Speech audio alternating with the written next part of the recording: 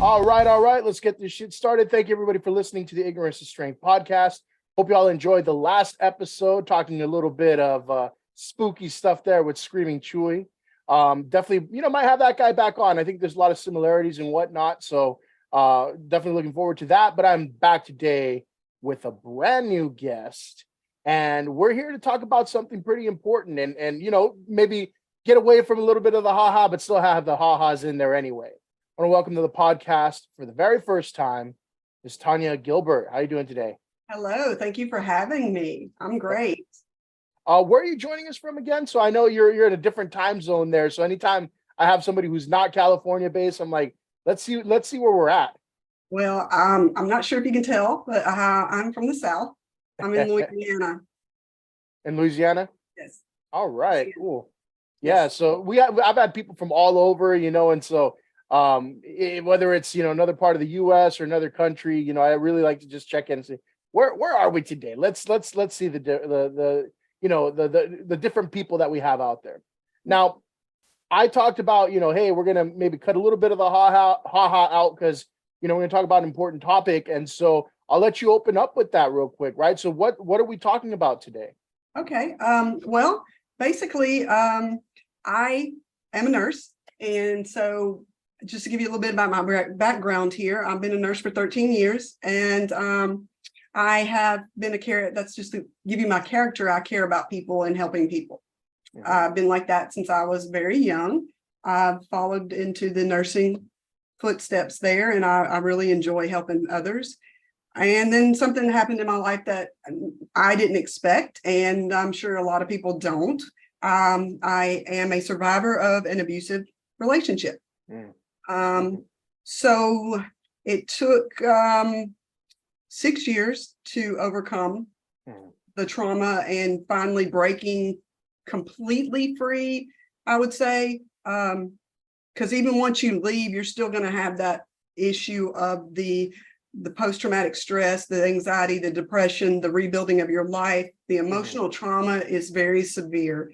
And I know there are a lot of women out there that feel the same way I do, and they are embarrassed and ashamed because they leave these people, go back, leave, go back, and you don't tell your family what's going on or your friends because you don't want them to hate them when you do go back.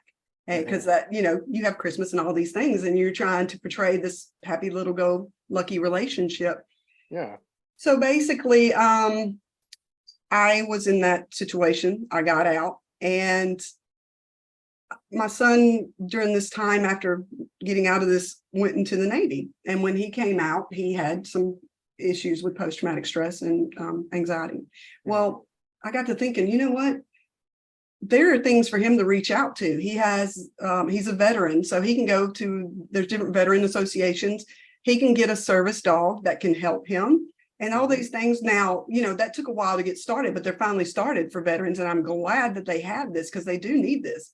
Right. And I was thinking, there's none of this for us women, or I know there's men that get abused too, but I'm kind of focusing on women right now because I'm for sure. And I'm not going to say that the stigma is mostly women, but I mean, there are men, of course. And I know the situation is the same for them, but I'm leading this towards women right now as I am a female. And it just occurred to me that there is nothing out there for women really that have been abused. Nowhere to go, nowhere to feel like without somebody usually that hasn't been there telling them, oh, you need to get out of this situation. Oh, you can do it. You just need to suck it up. You need to get over the depression, blah, blah, blah. Well, I'm also a big advocate of rescue. And I'm signed up under a bunch of rescue sites, and I believe in that. And I will tell you right now that any kind of dog you want, purebred, there is a rescue for that dog. All you have to do is Google it. There's a rescue, and you can go get the dog you want, spend less money because you're just paying the fee for them taking care of it and having it spayed or neutered and them getting it healthy and feeding it. That's all you're paying for. So I do like to recommend people, if you are more looking at a purebred, please think about going that route, please, because there's so many out there. So anyway, I've noticed lately after COVID, there are a lot of dogs going back to the shelters. and people can't afford them anymore, or their lifestyles have changed. They don't have time for them. I mean, there's a lot of different reasonings, and a lot of them are valid. However, these dogs are getting put to sleep, and in most of these dogs, they don't know why they're there. They're fearful. They had a great home life, and all of a sudden they're in a shelter, and they can sense it. They can sense that there's death there, and they're probably not going to come back out. Right. They are it's such a blessing when you do get a rescue dog, because they will love you unconditionally, because they have been through that trauma, that a lot of them of abuse or of being in the shelter or anything, that they will just love you unconditionally and give you that. Sometimes you don't get that from a purebred. I mean, I've had purebreds, don't get me wrong, when I was younger, and some of them were dumb. I'm not going to say they all are, but some of them were kind of dumb. And you're like, oh my gosh, this dog. But anyway, I will say that the shelter dogs just seem to be really loyal. That's what I've come, my circumstances that I've had them through different types of dogs. They seem to be the most loyal and appreciative to have a home and love and food, and so I got to thinking, putting two and two together, and I said, wait a minute, I can save 2 lives at one time. Let's rescue these dogs and take them out and let them be therapy dogs for the women that have also been through this trauma and abuse and just want love and, understanding. And the two basically will come together and assist in the emotional wellness of both. So I have come up and I've started a nonprofit that is for abused women, and I place them with shelter dogs who have been rescued from the shelter and trained as therapy and service dogs.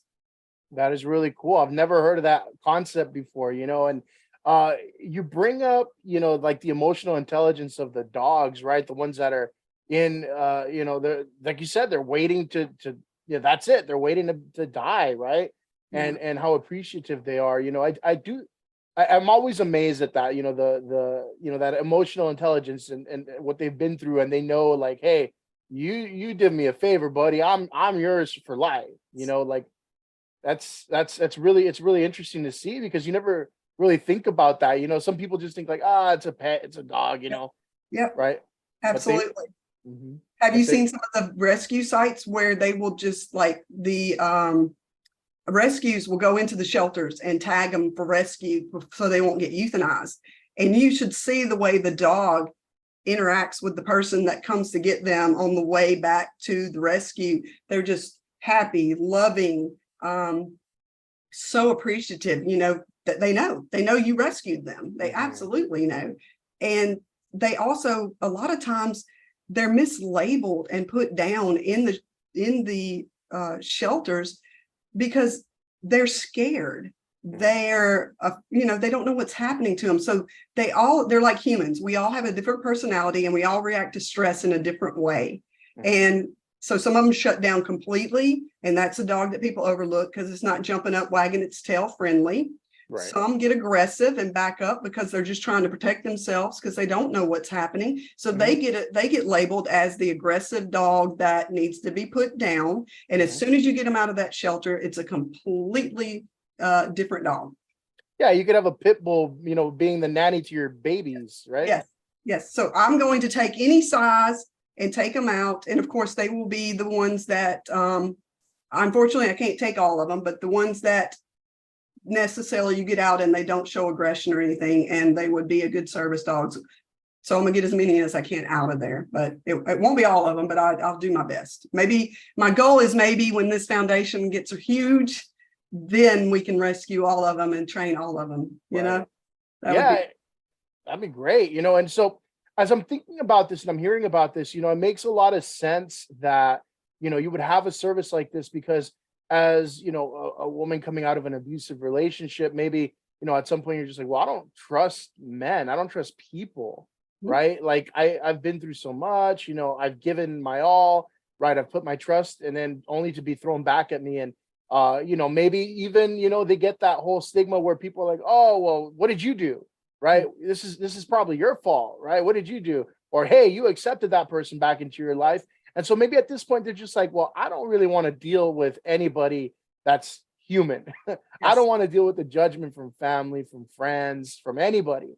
And so putting, an abused woman with, a rescue dog, like it's kind of like a trauma bond type of thing, right?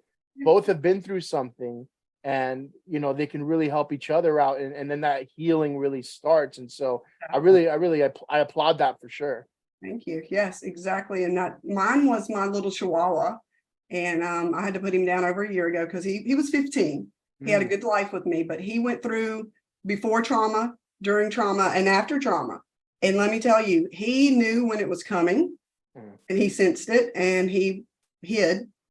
But he was there for me, like afterwards and during, and he was my comfort. And I cried with him, I mean, that he went through everything. I'm just going to say, if I wouldn't have had him, I mean, I don't know if I would even be here today, because, I was that low, and he always understood, and he didn't judge me. And mm. I guess the people that haven't been there or don't really like animals can't understand that bond, but there are more of us, I think, that do understand exactly what I'm talking about. They sense your emotions, and they feed off your emotions, and like they want to be there for you. And I want the women to understand that, I've been down this road. Mm. I'm going to be there for you too. Yeah. And I wish that somebody would have been there for me, that could have talked to me and held my hand and said, you know what, I've been there, and it's bad. And it's going to be hard days and good days and everything in between. But you know what? You got me. We're going to give you this dog, and you have each other. And What is the name of your organization? don't lose heart. Don't lose heart. Right. Yes. So the dogs and the women, I don't want you to lose heart, because there's hope. You can't, and you've got somebody to help you, and that's me. Mhm. As far as okay, so you're a nonprofit and everything, right? Yes. Do you get any sort of like federal grants or anything like that? How are you basically how are you staying open, right? How is this something that you can do? We are basically at the mercy of volunteers, donations. Absolutely. Anybody that wants to help and can help in any way. If you want to help train, if you want to help come feed them, if you want to send dog food, if you want to help the women with anything, even if it's just offering support to the women that are just getting out, we accept any kind of help whatsoever. And yes, there are grants as well that we apply for and use. And this is, like I said, this is just a nonprofit.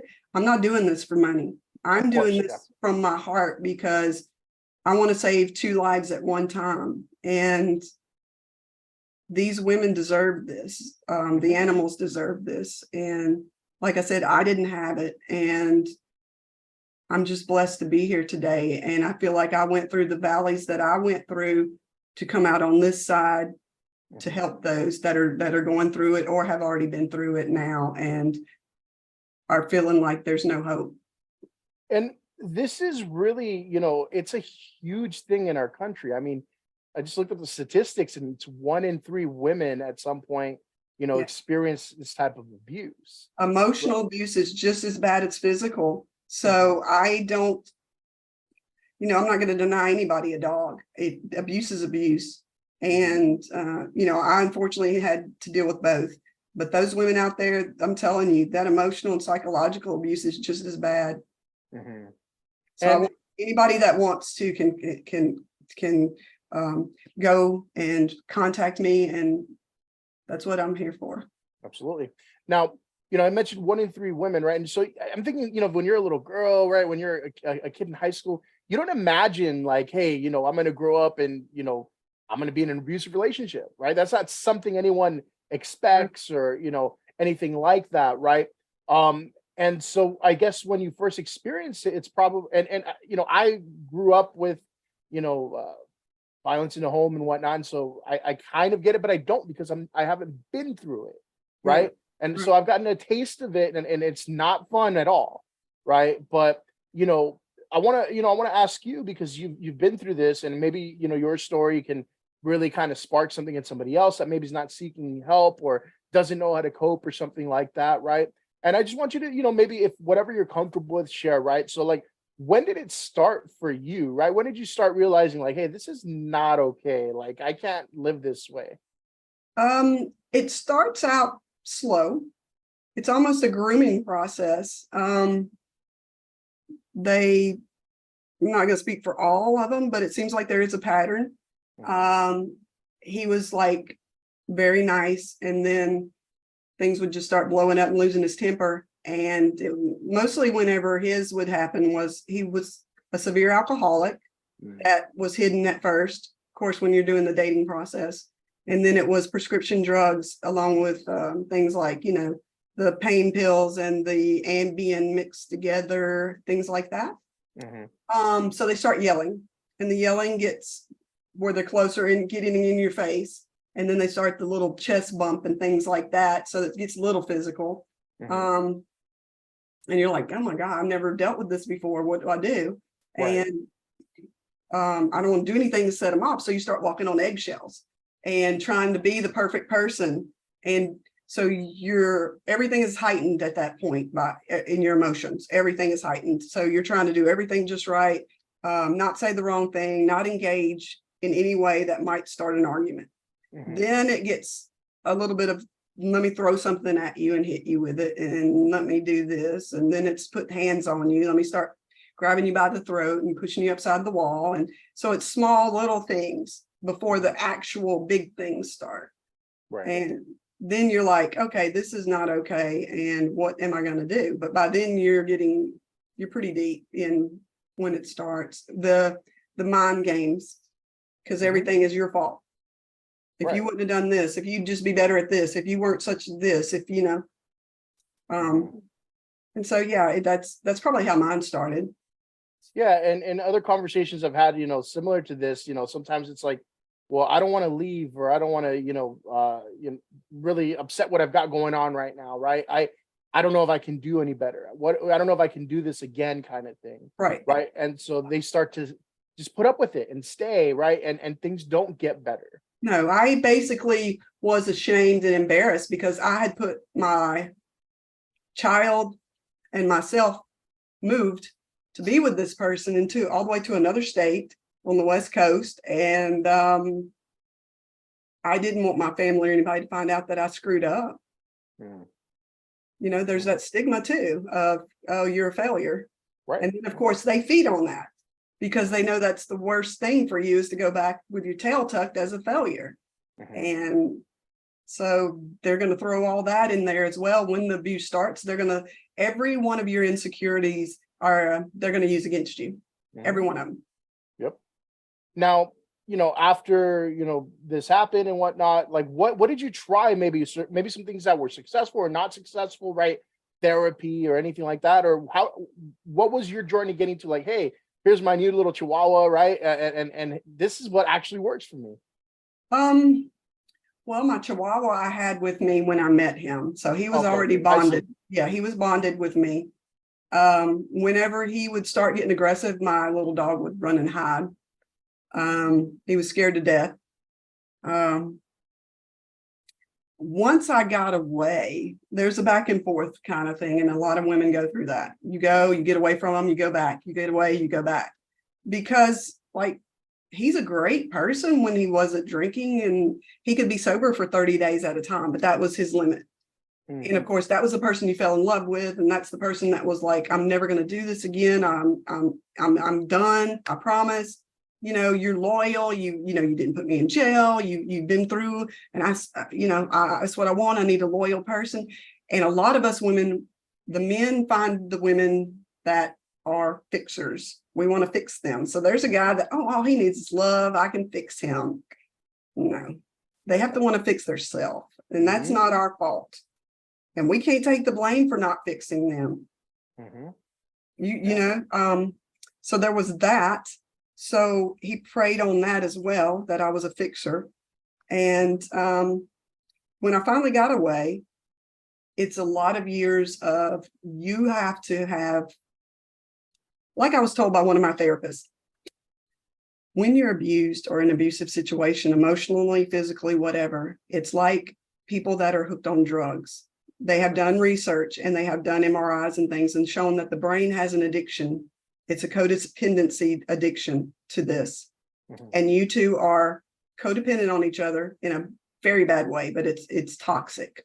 So that when you start to get away from this person, the brain reacts just like the brain does to somebody that was taking drugs. Yep.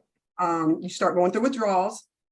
And when that person is still contacting you, you're still getting that little fix, that little fix, that little fix. So you're not sober.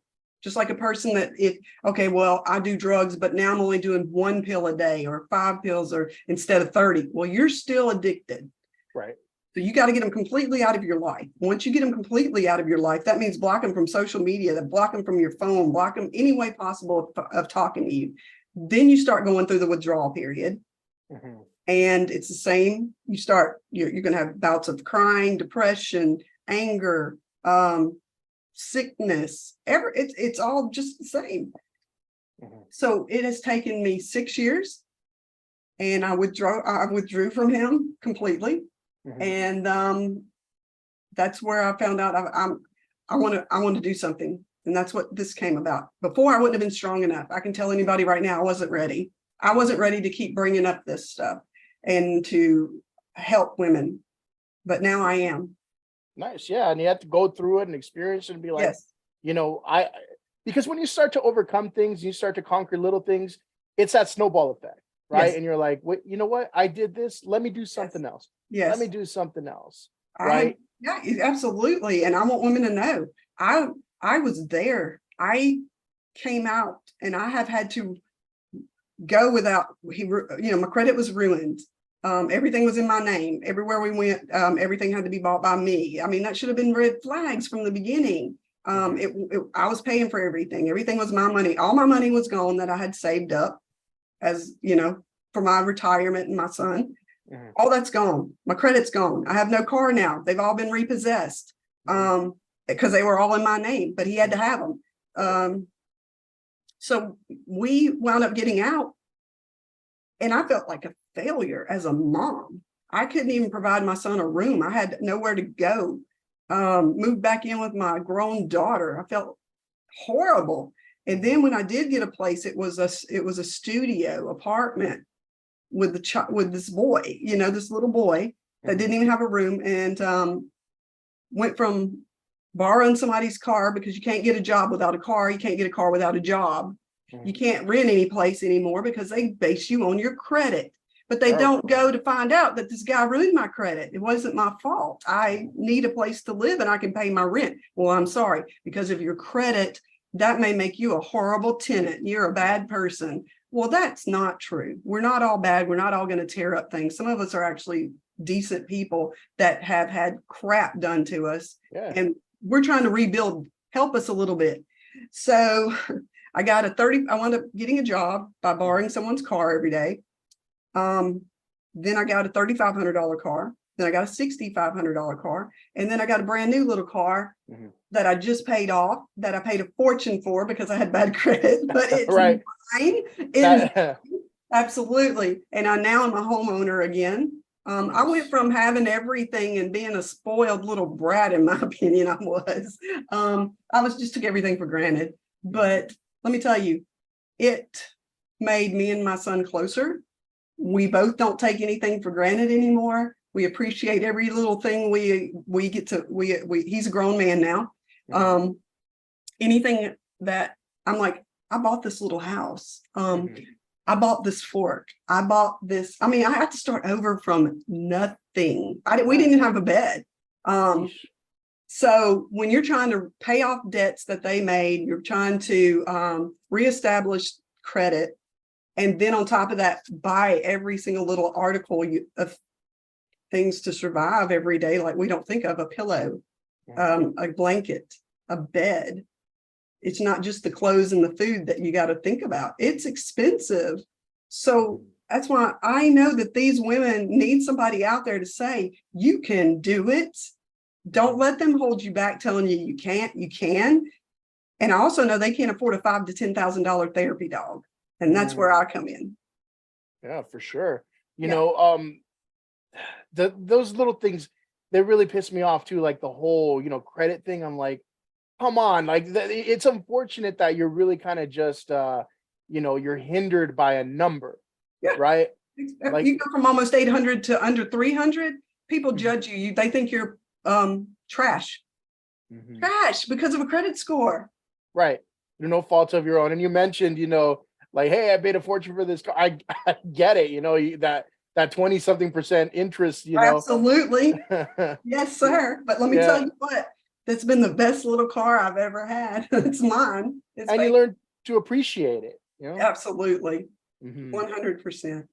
And so I think that's what at the end of the day it's all about, right? It's like, hey, you've been through, probably some of the worst shit in your life, Yeah. and now it's like, okay, I'm earning everything back step by step by step. That's why you can appreciate those little things like the fork in the pillow, right?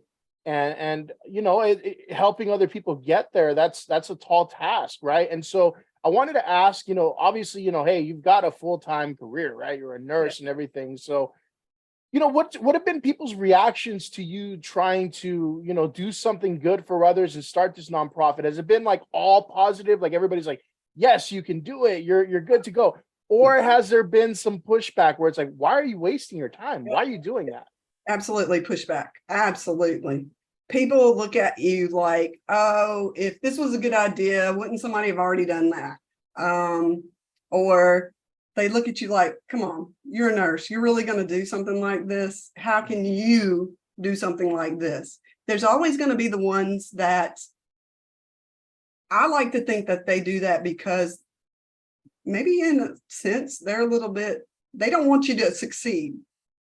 Maybe in the back of their mind, they don't want you to succeed simply because of jealousy reasons. And I think that's crazy because I'm the type of person that if I like you, I like you. I don't like you because of what you can do for me or who you are. I'm genuine.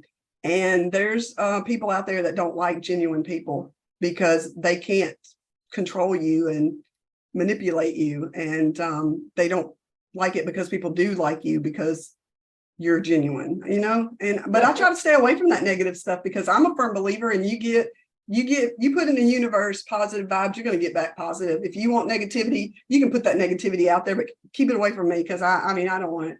Yeah.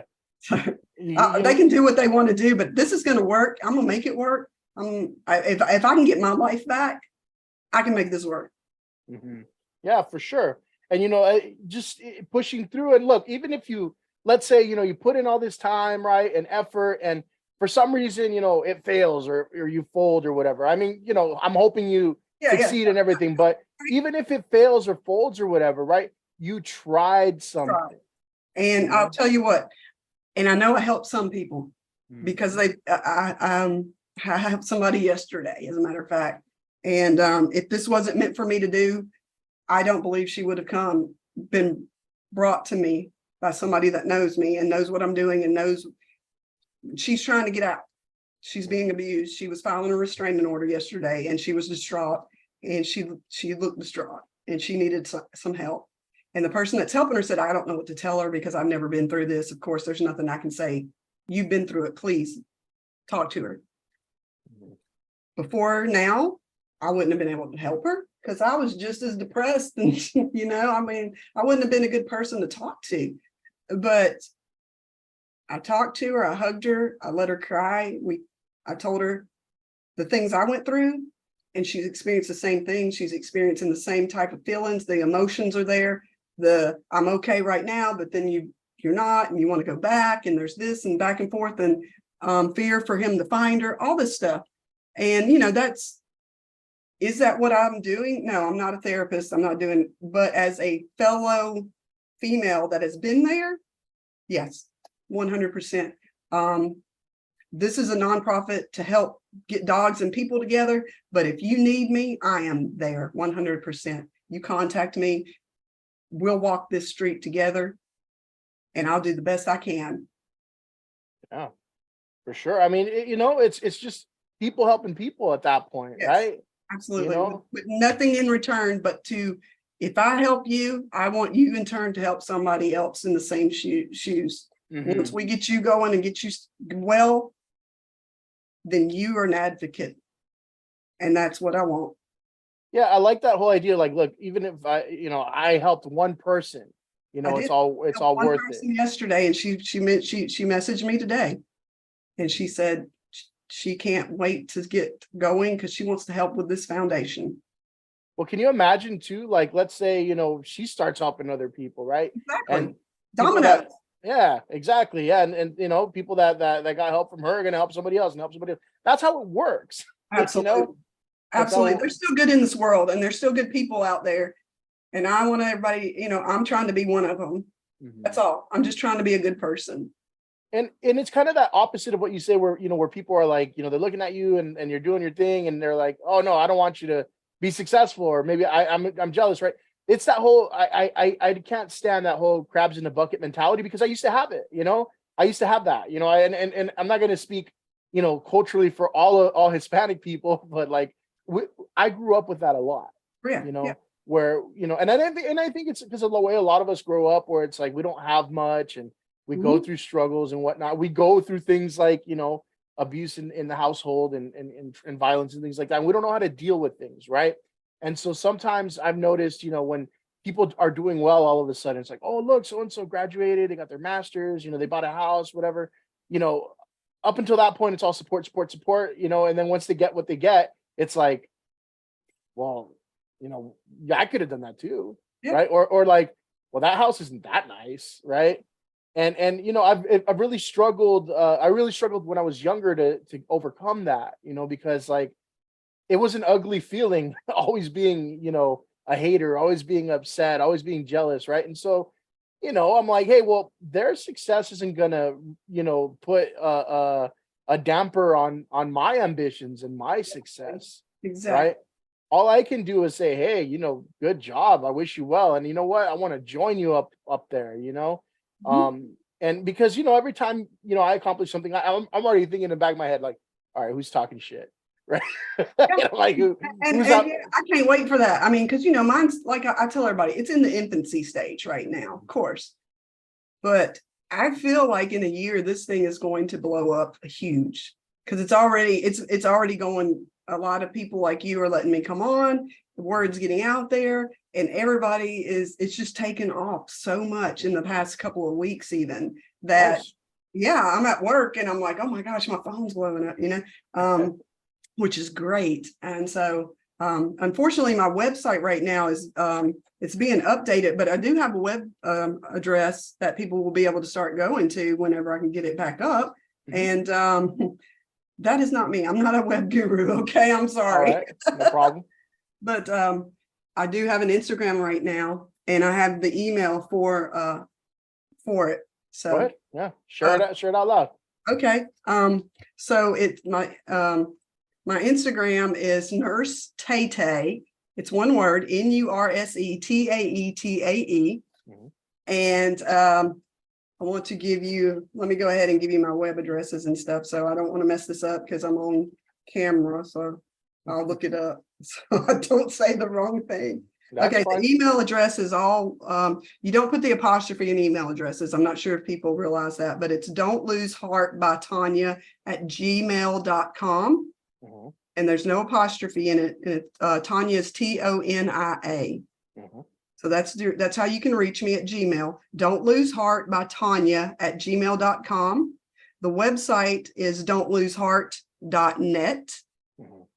And you can, once that gets going back up, you'll be able to pull up some things about, again, it'll have how to reach me and how to help and how to, if you want to donate or anything like that. With, you mentioned, people are kind of like blowing it up a little bit right now. How much are you planning on like advertising and going on podcasts and going out there and sharing your story and everything? Because a lot of the people I interview, they're like, man, I've been doing the rounds, right? They're trying to get their name out there, they're trying to do their thing, right? You've already done some yes. press or podcasts or anything like that? I am prepared to do whatever it takes. If I am ready to be a full-time advocate of this if that's what if that's what it takes. If people want me all day long, every day, I will be there. If they want me to come speak as a motivational speaker to some women's groups, I'll do that. I'm that serious about this. For sure. I'm dedicating everything to it. Nice. Yeah. I mean, it sounds like it's super important to you, you know, and Yeah. you really, you know, you believe in what you're doing. And I think when you have that, like that genuine passion for what you're doing, people buy into it, right? Because I could start something and be like, you know what, I think this is a good idea because it's going to get, you know, even if it's a nonprofit or something, oh, it's going to make me, you know, famous, or it's going to make me, you know, maybe some money down the line, right? You can tell the difference, right? You can tell the difference between those snake oil salespeople, right, and somebody who really has a genuine passion for what they're doing. And you know, I don't mean to toot my own horn, but I think I'm a pretty good judge of character, right? So if you were like full of it right now, I'd be like, come on, Tonia. Yeah. Yeah. Well, I do. It's not just a, you know, a fake profile face or anything like that, or an act. This is how I am at work. And when I'm working, I try to make people smile every day, and I try to take their mind off the pain, because I usually deal with people when they're having the worst days of their life. And my job is not only to help you get better, but to, I think that the emotional healing is important, and people need to feel like they are being not just rushed through somewhere, or they're not just a paycheck, or they're not just a hospital stay so the hospital can make money. I'm there to make you laugh. I'm the nurse that makes you laugh. So really quickly, so I wanted to ask, so you mentioned, you know, you can help people get a rescue, right? And so what if I'm in California, right? You're in Louisiana. How would you help, you know, somebody that needs a rescue dog in California or any other state, really, right? When you're out in Louisiana? Right now, I am based on Louisiana women. That's only because I said it's an infancy stage. Yes. Now, I am not holding this back. This is going to grow, and pretty soon I'm going to be all over the United States. And this is going to be this is going to be an organization that's going to start mushrooming out. Yeah. And as soon as the volunteers and the people and the word gets out, it's going to be big. And I'm going to be getting dogs from every state. In every state, we're going to be helping every woman. And like I was told the other day by someone, this is not just for the United States. They see this as being a worldwide network. And that would be awesome, because there's not just dogs in the United States, and there's not just women in the United States that are abused. So that's my goal in life. And I got to start one step at a time, one placing one foot in front of the other right now. And I have to start small, but I'm dreaming huge. Yeah, for sure. What else would you want to put out there about Don't Lose Heart? Anything else that we didn't mention? Well, I just want you to know that there is a song out there that you all can look up. It's called Don't Lose Heart. And let me see, I'll find the name of it for you really quick. This song right here resonates everything I'd like to tell women, and everything I'd like to say to a woman and the dog together. Yeah. And if you listen to this song, it's actually a song by Stephen Curtis Chapman. I didn't mean for it to play, but it did. So I've got to turn it off. Stephen Curtis Chapman. He's a Grammy-winning songwriter, singer. And that song right there is called Don't Lose Heart. And that's actually what gave me the inspiration for my title of my nonprofit. And if you want to go listen to that song, you will. It kind of says how I want to resonate my words to women out there. Don't lose heart. I've walked this road, and I'm going to walk with you, and I'm going to show you my scars and what I went through. And together we're gonna come out at the end, and I'm gonna show you there's a better life. And that's pretty much what sums up in this song. All right. Then copyright laws, otherwise I would have popped it up on the Spotify right now. So people could hear, but they can look it up, right? They can look it up. Yeah, you're gonna have to look it up. I'm trying, if anybody can help me, I'm trying to get in touch with him. I actually reached out to him by the email and a phone number that I had for his company. It's only been in 2 days, but I'm trying, if anybody's got out there that has any kind of contact, have Stephen Curtis Chapman please reach out to me in my organization, because we would really be interested in using this as just a theme song for our foundation. We love it so much. Oh, so you got ambition there. I'm like, okay, you want to, and that's smart, right? That's really smart. Attaching somebody, to who can really, help your cause. And imagine if this guy's like a dog guy too, right? Oh, absolutely. And I'm having a feeling he is. Right. Now, Tonia, you got this organization you're starting. You're a nurse. Is there anything else out there you want to throw out to the podcast world, just about you, or just that you're interested in talking about? Because I always ask people, hey, what else you want to throw out there? Well, I love to joke around. I'm funny. I actually can be quite the comedian. Is that right? She says I crack her up. There's so many things I like to do. I'm an adventurer. I like to take chances, and I love adrenaline. I'm an adrenaline junkie, actually. Really?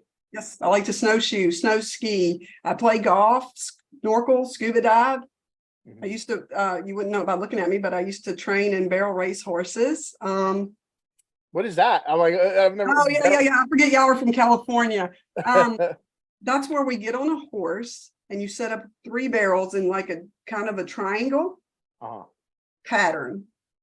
And there's 3 barrels, 1, 2, and 3. 2 on the sides and 1 at the top. You come out of a chute running as fast as you can. You ask the horse to stop on a dime, turn around the barrel without knocking it over, go to the next one, turn, full speed, turn, and come out as fast as you can. And basically your feet drag the ground when they're turning, and you've got a 1,500-pound animal you're asking to do all this on. And it's so much fun and adrenaline, and it's amazing. And there's a lot of women out there that do this sport. It's awesome. I got to look that up now. I heard barrels and horses and animals, and I'm like, wait, it's got something to do with beer or something, right? Like, I know. Barrel racing. It's barrel racing. There's professional barrel racers and everything. Yes.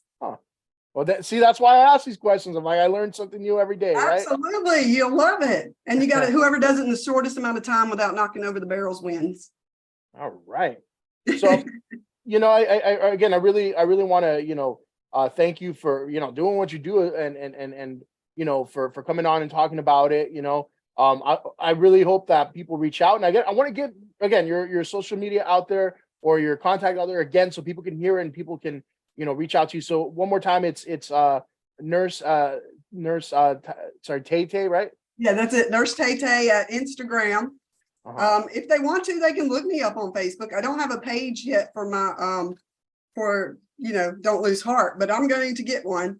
So you can look me up by my name, but I prefer if you went with the Instagram. Yeah, let's do the Instagram. Yeah. So it's Don't Lose Heart by Tonia at gmail.com. And Tonia is spelled Tonia. And the domain is don'tloseheart.net.